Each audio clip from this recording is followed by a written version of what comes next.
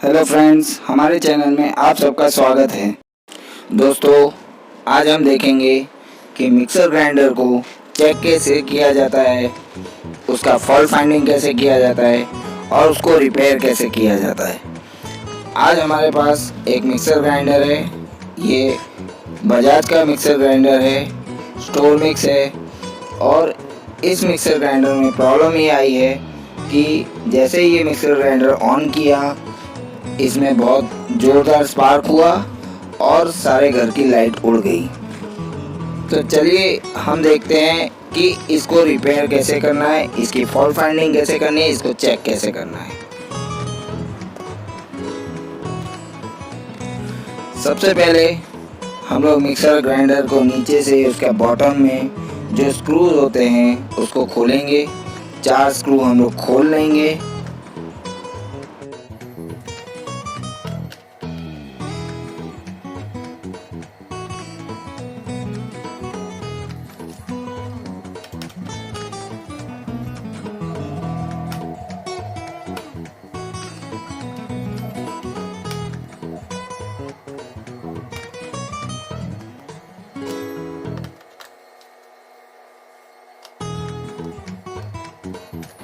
देखिए, ये 4 स्क्रू हमने खोल लिए हैं। अब मिक्सर का कवर हमने खोल लिया है। अब हम लोग इसको डी वायरिंग करेंगे। इसकी सारी वायरें निकालेंगे जो कि ओवरलोड स्विच में लगी होती है, ताकि बॉटम कवर आइसोलेट हो जाए, अलग हो जाए। अब देखिए, हमने वायर्स भी निकाल लिए हैं और बॉटम कवर भी हटा दिया है। अब हम लोग एक एक करके वायर्स खोलेंगे।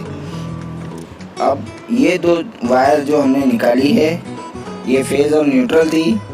इसके अंदर एक ग्राउंडिंग भी लगी है, उस ग्राउंडिंग को भी निकालना है। और उससे पहले हम लोग एक काम कर रहे हैं कि हम लोग ये जो रेगुलेटर स्विच है इसको निकाल रहे हैं, ताकि हम आपको बता सकें कि कौन कौन सी वायर हम कहाँ कहाँ से निकाल रहे हैं। जो स्पीड रेगुलेट करने के लिए जो केबल लगा रखी है वो कहाँ कहाँ लगा रखी है, कौन कौन से कलर कोड में लगा रखी है, आपको ये सब हम दिखा सकें। इसलिए हम 1 बाय 1 एक एक काम कर रहे हैं। पहले रेगुलेटर को खोल रहे हैं। हालांकि आपको पहले रेगुलेटर खोलने की ज़रूरत नहीं है। आप चाहो तो मेन वायर को आइसोलेट कर सकते हो। एक ग्राउंडिंग अगर आपने हटा दी तो पूरी वायर अलग हो जाएगी। इसमें एक न्यूट्रल होती है और 3 जो वायर होती है वो आपकी फील्ड कॉइल से आती है, जिससे कि स्पीड रेगुलेट होती है।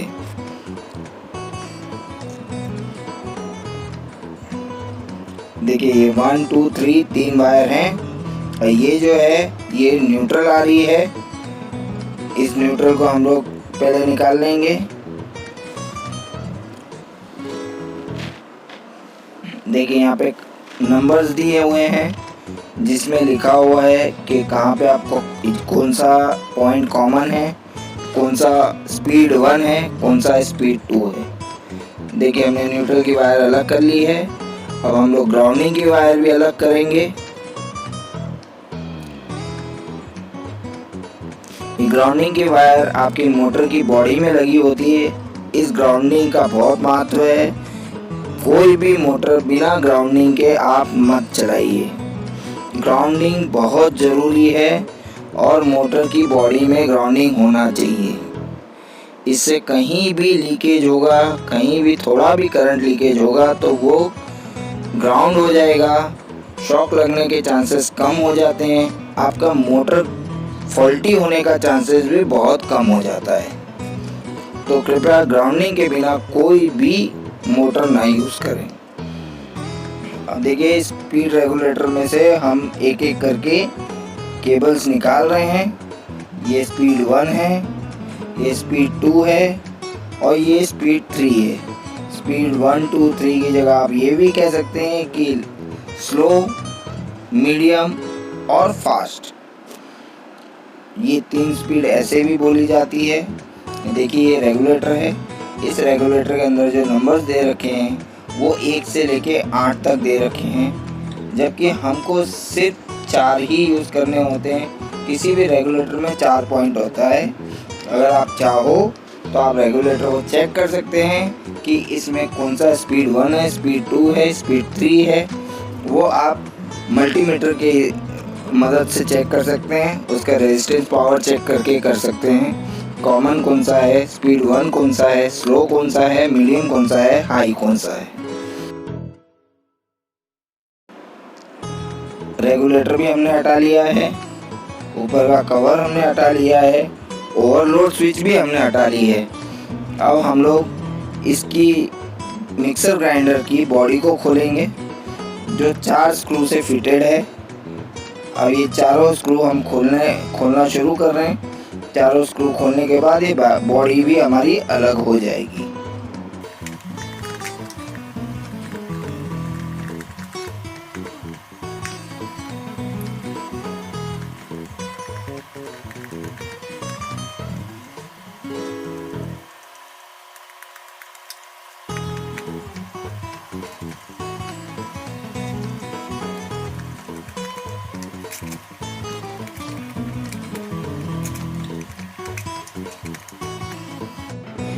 देखिए चारों स्क्रू हमने खोल लिए हैं। अब हम मिक्सर की बॉडी को अलग करेंगे। देखिए मिक्सर की बॉडी अलग हो गई है। अब हमारे पास सिर्फ और सिर्फ मोटर रह गया है और टॉप कवर रह गया है। देखिए ये 4 स्क्रू हैं जिससे बॉडी हमारी कनेक्टेड थी। आप प्लीज़ सारे स्क्रूज और सारी वायर्स, केबल्स जो कुछ भी मिक्सर में से निकालें उसे संभाल के रखें, क्योंकि आपको इन्हें वापस यूज़ करना होगा।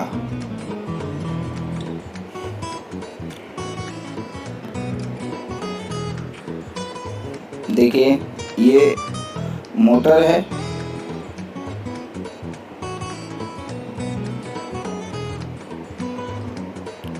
अब हम उसको मोटर को इस कवर से अलग करेंगे।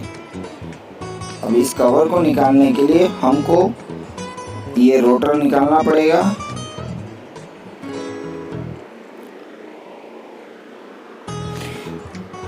इस रोटर को निकालने का तरीका ये है, कुछ मिक्सर ऐसे होते हैं जिनमें कि ये रोटर घुमा के निकाले जाते हैं, कुछ में ऐसे होते हैं कि ये खींच के निकाले जाते हैं। हमारे केस में खींच के हमने निकाला है। देखिए ये रोटर हमारा अलग हो चुका है।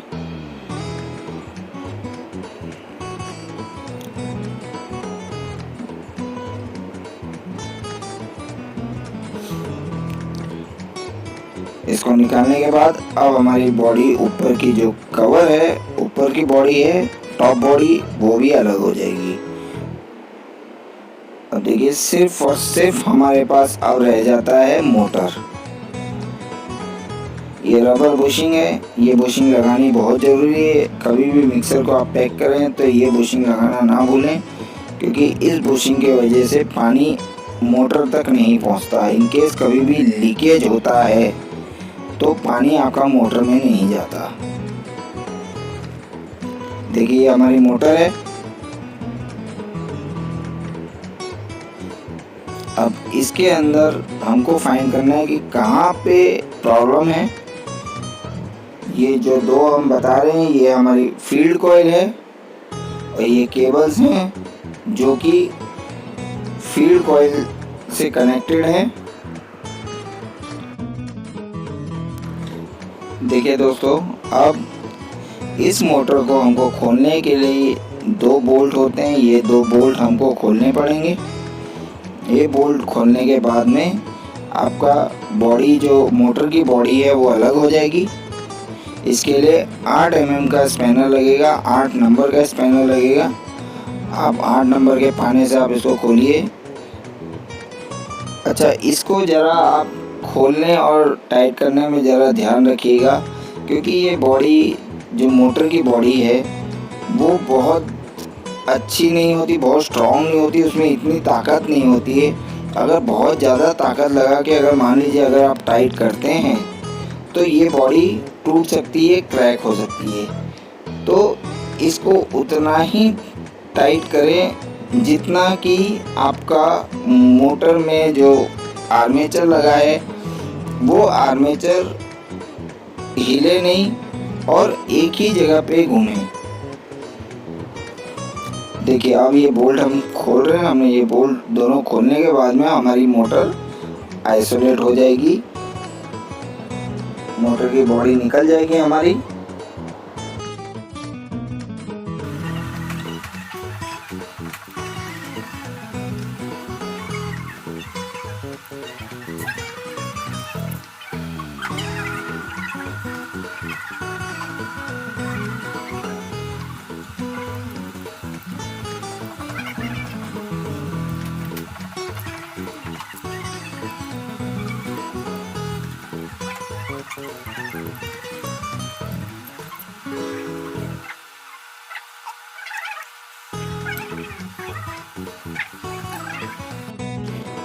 देखिए मोटर की हमने टॉप बॉडी निकाल दी है, टॉप कवर निकाल लिया है दोनों स्क्रू खोल के। अब ये आर्मेचर है, हम इस आर्मेचर को निकालेंगे। इस आर्मेचर को निकालने के समय आप ज़रा ध्यान रखिएगा, क्योंकि ये फील्ड कॉइल के बहुत नज़दीक होता है। शायद हो सकता है कि फील्ड कॉइल आपकी डैमेज हो जाए, उसमें से कोई एक आधी वायर टूट गया है। अभी हम नहीं जानते आर्मेचर जला है या फील्ड कॉइल जली है। तो हम लोग इसको जब भी हम डिसमेंटलिंग करते हैं या खोलते हैं मिक्सर को, तो आप ज़रा ध्यान से खोलिए। हर एक चीज़ को ऐसे खोलिए जैसे कि हर चीज़ परफेक्ट है, वर्किंग कंडीशन में है। देखिए आर्मेचर है, ये आर्मेचर में प्लास्टिक का जो लगा है वो कूलिंग फैन था। अब देखिए हम लोग बॉटम बॉडी भी खोल रहे हैं। ये मोटर की हमने बॉटम की बॉडी निकाल ली। इसमें देखिए ये दो ब्रश लगे हैं। ये जो दो ब्रश हैं ये आर्मेचर से कनेक्टेड रहते हैं, ठीक है। यहाँ पे ये आर्मेचर जब घूमता है तो ये ब्रश में हमेशा कांटेक्ट बनाए रखता है। अब हम इन दोनों ब्रश को अलग करेंगे। देखिए इसमें ये कॉपर की पट्टी लगी होती है, ठीक है, जो कि लॉक होता है और कनेक्शन के भी काम आता है। देखिए हमने पट्टी निकाल दी, ये ब्रश निकल आया है, कार्बन ब्रश, ठीक है। इसमें देखिए स्प्रिंग लगी है, स्प्रिंग टेंशन की वजह से ये हमेशा आर्मेचर के साथ में कनेक्टेड रहता है।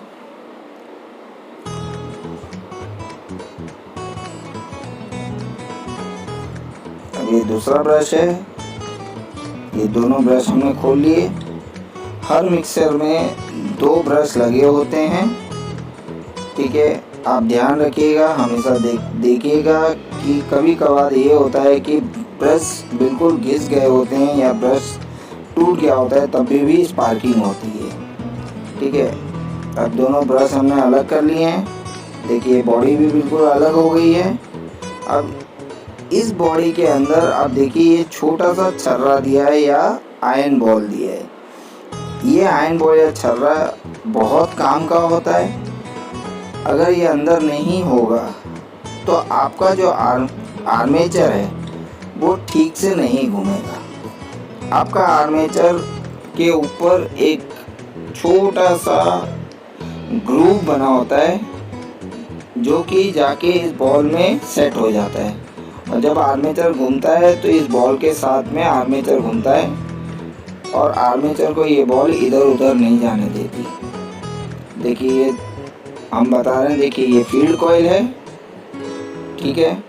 अब ये फील्ड कॉइल में देखिए विजिबल है, आपको दिख सकता है कि यहाँ पे फील्ड कॉइल जली हुई है।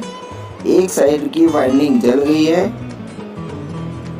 ये बिल्कुल काली पड़ गई है।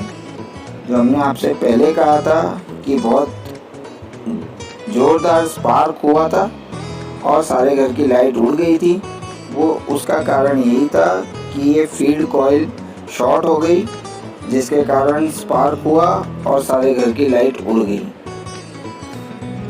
अब इस फील्ड कॉइल को हम लोग चेक करेंगे, सीरीज टेस्ट लैंप से चेक कर लेंगे, क्योंकि हमको अब कंटिन्यूटी चेक करनी है, इसलिए हम सीरीज टेस्ट लैंप से कंटिन्यूटी चेक करेंगे कि कंटिन्यूटी मिल रही है या नहीं मिल रही। पहले हम एक फील्ड कॉइल को चेक करेंगे। दोस्तों ध्यान रखिएगा, सीरीज लैंप है।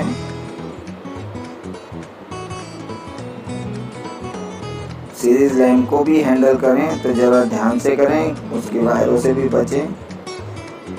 देखिए ये जो केबल है ये कॉमन केबल है। ये दोनों कॉइल को कनेक्ट करने के लिए कॉमन केबल बनी है, लगा रखी है।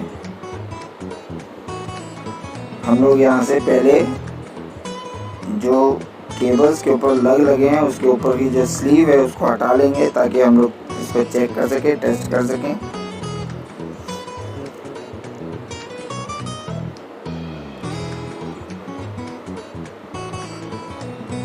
ये देखिए, ये केबल को हम लोग काट रहे हैं। ये इसको इसलिए काट रहे हैं ताकि दोनों फील्ड कॉइल आइसोलेट हो जाए, अलग अलग हो जाएं, ताकि हम लोग ताकि इसको अलग अलग से चेक कर सकें। अगर ये जुड़ी होगी तो आपको ना दोनों फील्ड कॉइल में कहीं पे भी आप केबल लगाओगे आपको कंटिन्यूटी मिलेगी। आपको पता नहीं चल पाएगा कि कौन सी फील्ड कॉइल में प्रॉब्लम है। हालांकि हम जानते हैं कि हमारी किस फील्ड कॉइल में प्रॉब्लम है, लेकिन फिर भी हम आपको चेक करके बता रहे हैं। ये देखिए, पहली फील्ड कॉइल हम चेक कर रहे हैं। यहाँ पे देखिए इसमें कंटिन्यूटी मिल रही है, इसका मतलब ये ओके है। देखिए इसमें कंटिन्यूटी नहीं मिल रही है।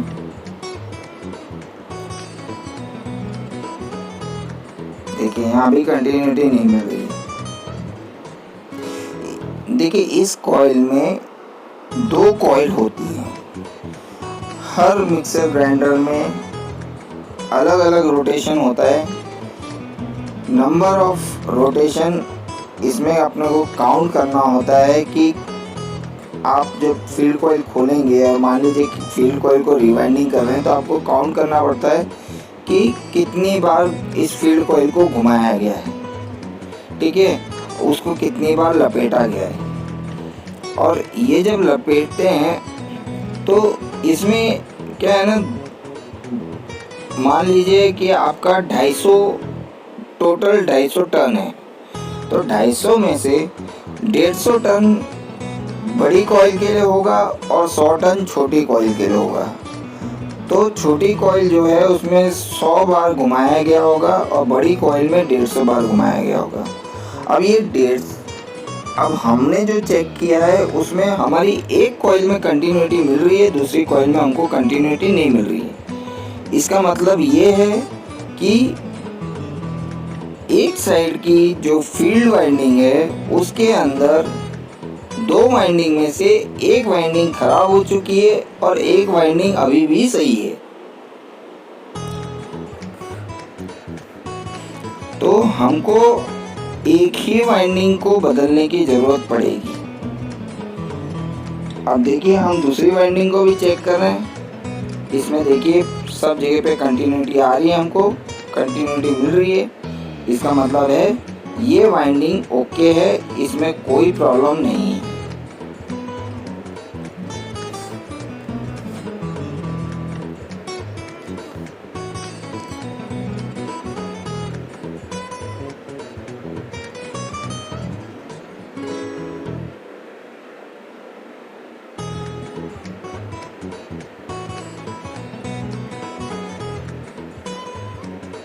देखिए हम आपको एक बार फिर से दिखा देते हैं कि ये वाइंडिंग कहाँ से जली है। आपको दिख रहा होगा, देखिए ये वाइंडिंग जल गई है, ठीक है। अब हमको जो करना है, इसमें इस वाइंडिंग को हमको खोलकर और हमको रीवाइंडिंग करनी पड़ेगी।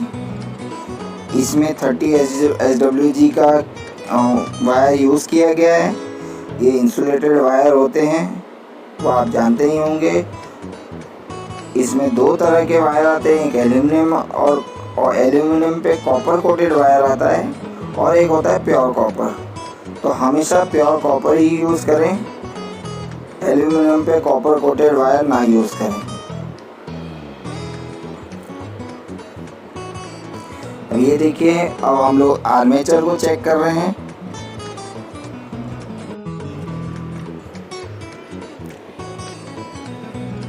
देखिए आर्मेचर है,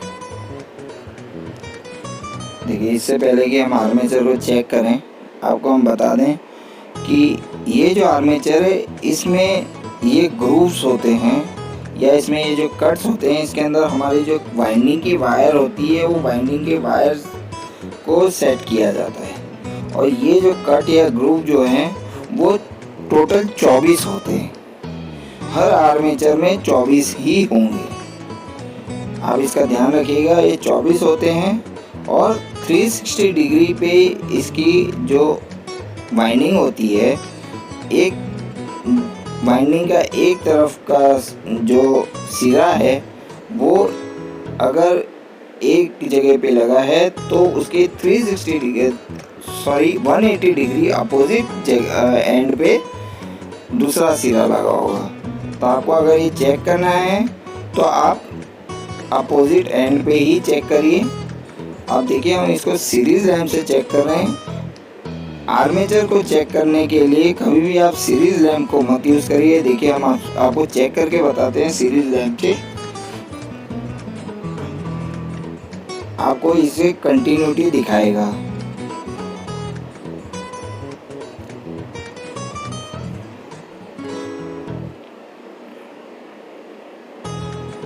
देखिए हमने इसको 180 डिग्री पे लगाया है, ये कंटिन्यूटी दिखा रहा है।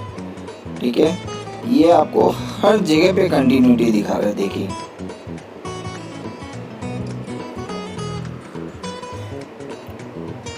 क्योंकि ये सारी वाइंडिंग जितनी भी वो इसमें की गई है आर्मेचर की, वो सारी आके इन ग्रूव्स के अंदर सेट की गई है। और ये ग्रूव पूरा कॉपर का बना, ये पूरा हेड कॉपर का बना हुआ है, इसीलिए सारी वाइंडिंग शॉर्टेड है। अगर आप इसको सीरीज लैंप से चेक करेंगे तो ये आपको कंटिन्यूटी दिखाएगा हर जगह पे। तो आप इसको कभी भी चेक करेंगे तो आपको इसको मल्टीमीटर से ही चेक करना है। याद रखिएगा, इसको चेक करने का जो सही तरीका है वो मल्टीमीटर ही है। इसकी आप रेजिस्टेंस चेक कर सकते हैं। आप इसका रेजिस्टेंस चेक करेंगे तभी आपको पता चल पाएगा कि आर्मेचर आपका सही है या नहीं है।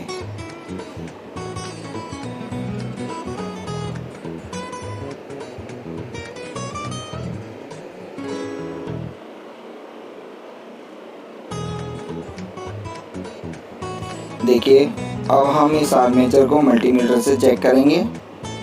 देखिए इसके ग्रूव्स हम आपको दिखा दें। इसके अंदर देखिए 24 ग्रूव्स होते हैं। अगर आप इसको काउंट करेंगे 1 बाय 1, 1 2 ऐसे ऐसे आप पूरा रोटेशन में अगर काउंट करेंगे तो आपको ये 24 मिलेंगे। ठीक है, अब ये 24 ग्रूव हमने काउंट कर लिए हैं। अब हम लोग इस आर्मेचर को चेक करेंगे मल्टीमीटर से। ये मल्टीमीटर का रेजिस्टेंस आप 200 ओम पे रखिए। ठीक है, इसको कंटिन्यूटी हमको चेक नहीं करनी है, इसका रेजिस्टेंस चेक करना है, इसलिए हम लोग 200 ओम पे इसको मल्टीमीटर को रखेंगे। फिर चेक करेंगे। पहले एक बार मल्टीमीटर अपना टेस्ट कर लीजिए। हमारे मल्टीमीटर की प्रॉप शायद थोड़ी ढीली है, इसलिए हमको इसको बार बार चेक करना पड़ रहा है, प्रॉप को दबाना पड़ रहा है।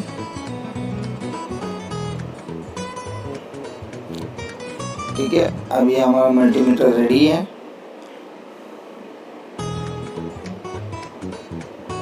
देखिए हमने इसको अगर 0 पे रखा है, मान लीजिए 1 पे रखा है, तो हम लोग अपोजिट में 13 नंबर का जो ग्रूव है उसमें इसको चेक करेंगे। देखिए हमारा रेजिस्टेंस इसमें 15 ओम का आ रहा है, 15.6, 15.8, 15.9 का आ रहा है। ठीक है, तो लगभग इस रेंज में आपको रेजिस्टेंस दिखाएगा। फिर हम इसको देखिए, आप 1 बाय 1 चेक किए। एक प्रॉप को क्लॉकवाइज घुमाइए, एक को एंटी क्लॉकवाइज घुमाइए।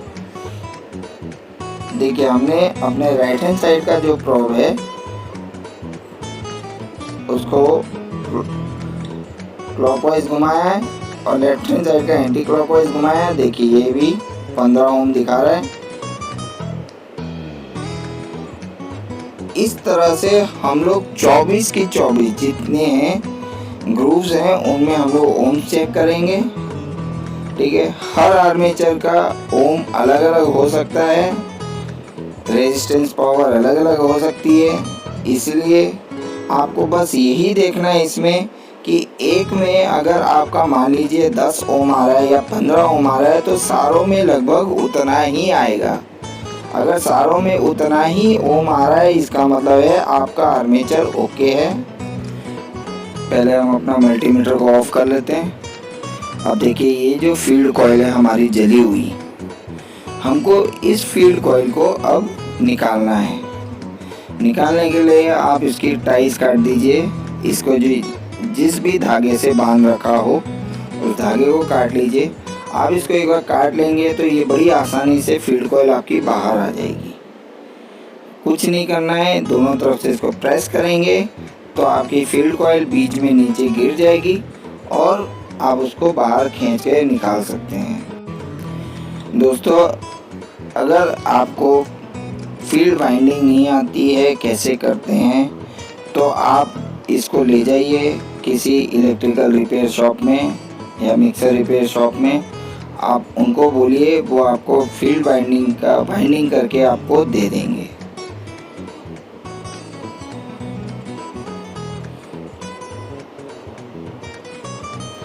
देखिए हमने अब इसमें नई फील्ड वाइंडिंग कर ली है।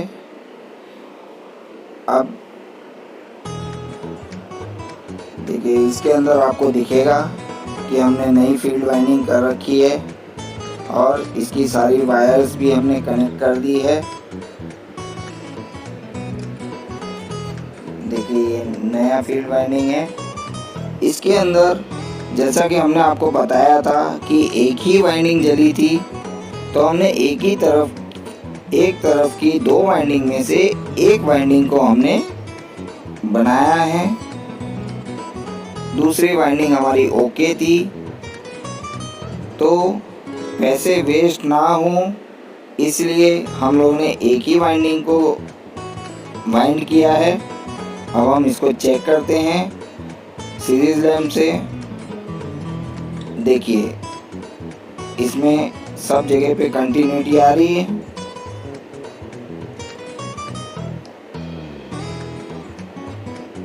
ठीक है, बॉडी पे भी एक बार देख लीजिए कि बॉडी पे कहीं शॉर्ट तो नहीं है, ये देखना बहुत ज़रूरी है। अगर बॉडी शॉर्ट होगी तो आपकी मोटर फिर से उड़ जाएगी। फिर देख लेते हैं। ये वाइंडिंग हमारी ओके है।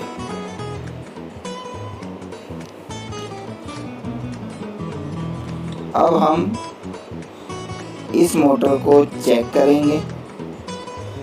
चेक करने के लिए हम लोग इसको सीधा पैरेलल सप्लाई देंगे।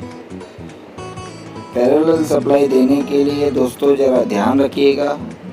ठीक है, आपकी जो न्यूट्रल वायर है, ये जो ब्लैक वाली वायर निकली हुई है ये आपकी न्यूट्रल के लिए होती है। तो आप लोग आपकी न्यूट्रल वायर जो है इस ब्लैक वाली वायर में कनेक्ट कर दीजिए।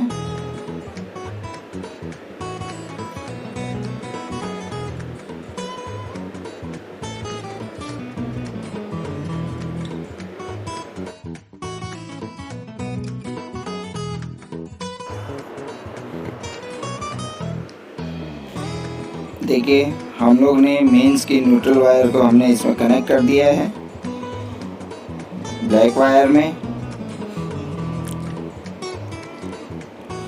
अब चाहें तो इसको टेपिंग कर सकते हैं, लेकिन हमारी एंटी स्टैटिक मैट नीचे है इसलिए हम लोगों ने इसको अभी टेपिंग नहीं की है, लेकिन हमने इसको सिक्योर कर लिया है ताकि हमको करंट ना लगे। आप एक प्लायर लीजिए, प्लायर से मोटर की बॉडी को पकड़ लीजिए, क्योंकि आप जब मोटर चेक करेंगे, टेस्ट करेंगे तो ये बहुत तेज़ी से घूमेगा और आपकी मोटर गिर सकती है। इसलिए आप इसको पहले प्लायर से पकड़ लीजिए। पकड़ से आपने इसको पकड़ लिया। अब मोटर देखिए हमने चेक किया, देखिए मोटर हमारी चालू है, चल रही है हमारी मोटर। अब इसके अंदर स्पार्क जो आ रहा है वो स्पार्क इसलिए आ रहा है क्योंकि हमने इसमें नया ब्रश यूज़ किया है। जो कार्बन ब्रश यूज़ किया है वो नया है, वो जब तक घिसेगा नहीं, थोड़ा सा आर्मेचर के साथ सेट नहीं होगा तब तक स्पार्क देगा। हालांकि इस तरह का जो स्पार्क होता है वो अच्छा नहीं होता। इस तरह के स्पार्क आने से मोटर गर्म होती है और मोटर फिर से जल सकती है। क्योंकि हमने नया कार्बन ब्रश यूज़ किया है इसलिए स्पार्क आ रहा है। ये 4-5 रोटेशन के बाद ये सही हो जाएगा, ये कार्बन ब्रश से चिपक जाएगा।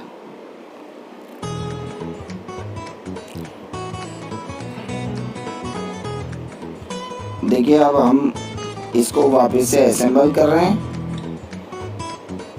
जैसे आपने खोला था वैसे ही आप इसको असेंबल करिए।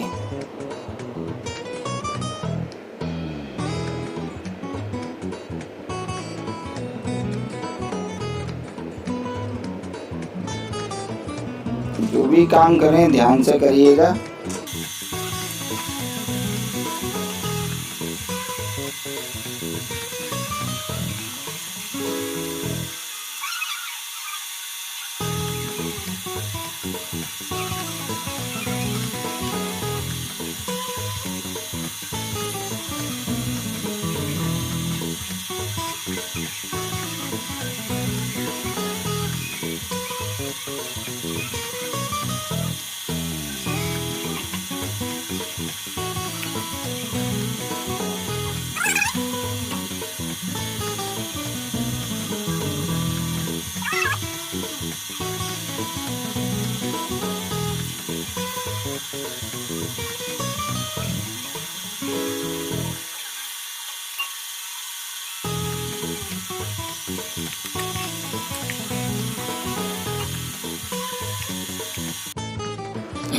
देखिए अब हम लोग ने मिक्सर की बॉडी को फिट कर लिया है।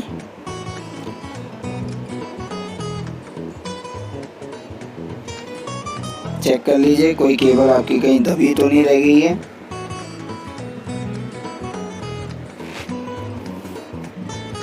अब हम लोग रेगुलेटर फिट करेंगे।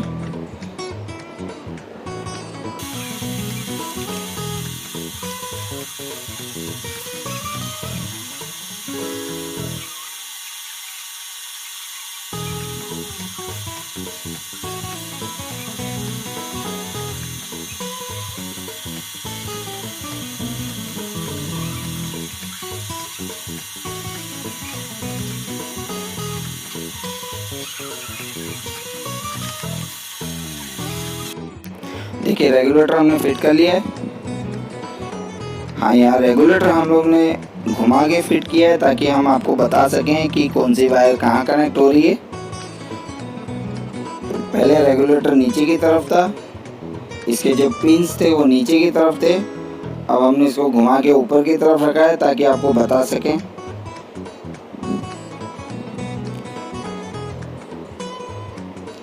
देखिए अब हम लोग 1 बाय 1 इसके अंदर केबल्स जोड़ेंगे। जिस तरह से पहले जुड़ी हुई थी उसी तरह से हम जोड़ देंगे।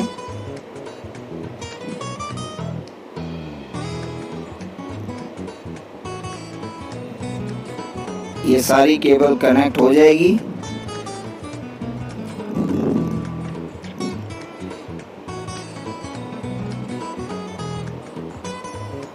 अब हमारे पास आउटपुट में सिर्फ एक केबल बची है।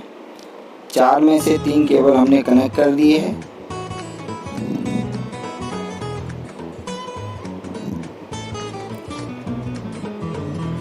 देखिए मेन सप्लाई की केबल है, इसमें फेज, न्यूट्रल और ग्राउंड है। ठीक है, अब हम इसको कनेक्शन करेंगे।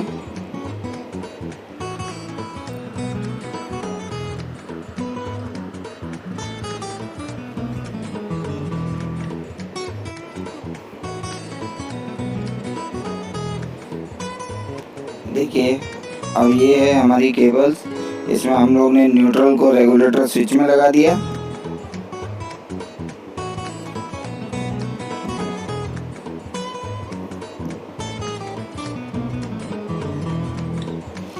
ये जो फेज़ है हमारी, ये जाएगी ओवरलोड स्विच में। ओवरलोड स्विच में फिर दूसरी जो केबल है जो आपकी फील्ड वाइंडिंग से आई थी वो लगेगी। ये ओवरलोड स्विच में फेज़ इसलिए देते हैं कि इन केस कोई ओवरलोड हो तो आपका मिक्सर ना जले। ग्राउंडिंग को भी हम कनेक्ट कर दे रहे हैं। जैसा कि हमने पहले भी आपको बताया था, ग्राउंडिंग बहुत ज़रूरी है। ग्राउंडिंग आपको लगानी ही लगानी है। कोई भी मोटर बिना ग्राउंडिंग के आप ना चलाएं, और ग्राउंडिंग मोटर की बॉडी में लगनी चाहिए। ये ध्यान रखिएगा कि कोई भी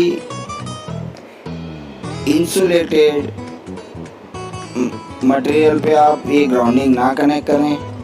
जैसे कि हो गया प्लास्टिक की बॉडी हो गई या कुछ हुआ या रबड़ हुआ, आपको इसको मेटल बॉडी पे ही लगाना है। मोटर की मेटल बॉडी में आपको लगाना है। ये हमारा कनेक्शन कंप्लीट हो चुका है।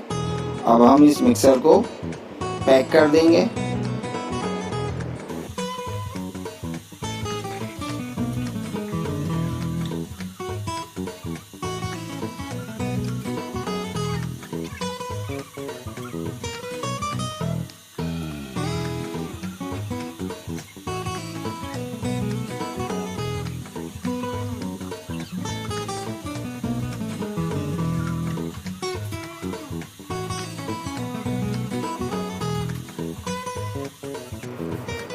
देखिए मिक्सर को हम लोगों ने पैक कर दिया है। अब हम इसको चेक करेंगे कि ये चल रहा है या नहीं चल रहा। देखिए ये हमारा मिक्सर चल रहा है, कोई प्रॉब्लम नहीं है।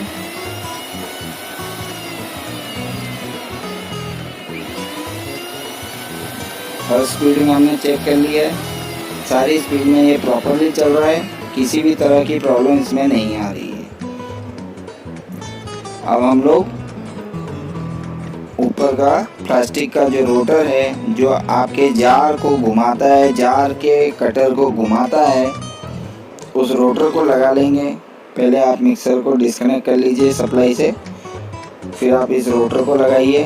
रोटर लगाने का जैसे कि हमने बताया था कि हमारे केस में ये रोटर पुल सिस्टम है, पुश एंड पुल सिस्टम है, तो हमको इसको प्रेस करके बैठाना पड़ेगा। कई मिक्सर ऐसे होते हैं जिसके अंदर आपको थ्रेड आता है।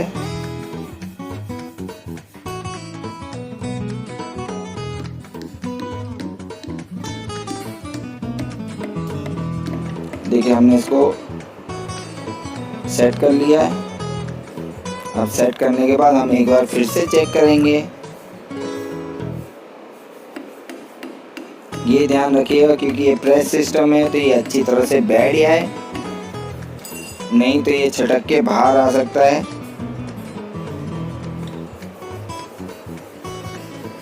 अब देखिए हम लोग इसको चेक करते हैं मेन सप्लाई में लगा के। देखिए मिक्सर हमारा चल रहा है, कोई प्रॉब्लम नहीं है। यदि हमारा वीडियो आपको पसंद आया हो तो कृपया इसे लाइक और शेयर करें और हमारे चैनल को सब्सक्राइब करें। बेल आइकन को दबाना ना भूलें ताकि आगे के हमारी नई वीडियो की सारी नोटिफिकेशन आपको मिलती रहे। Thanks for watching. धन्यवाद।